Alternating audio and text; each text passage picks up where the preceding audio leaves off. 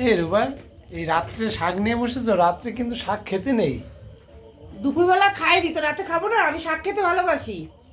তো আজকে কি কি রান্না করেছি তোমাদের তো মেনু দিইনি, আর দুপুরবেলা কি করেছি সেটাও দেখাইনি। তো চলো দেখিয়ে দিই। ভাত সকালের করা ছিল, মানে দুপুরে করেছিলাম শাক ভাজা, এখানে টক ডাল করেছিলাম। এই যে এখন টক ডাল আমার বাড়ি প্রতিদিন থাকবে। এখানে আলু সেদ্ধ করেছিলাম, আর এই যে ডিম পোচ করে নিয়েছি, আমার বাড়ির দেশি মুরগির ডিম। আর এখানে যে আলু ভাজা। রাতের খাবারটা কিন্তু দারুণ হবে, আমার এগুলো খেতে ভীষণ ভালো লাগে। এইটা নরম নরম তো আমি নেবো না, এই ভেতরে নরম নরম থাকে, আমি ভালো খাই না ওগুলো। এই যে দেখো, থালা, ভাতের থালা নিয়ে বসেছি রাত্রিবেলা। আলু ভাজা,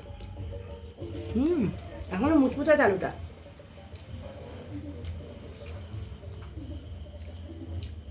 শাকটা কি ভালো হয়েছে গো।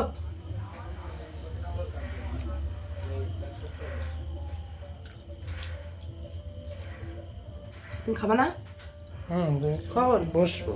কখন? এখনই বসবো।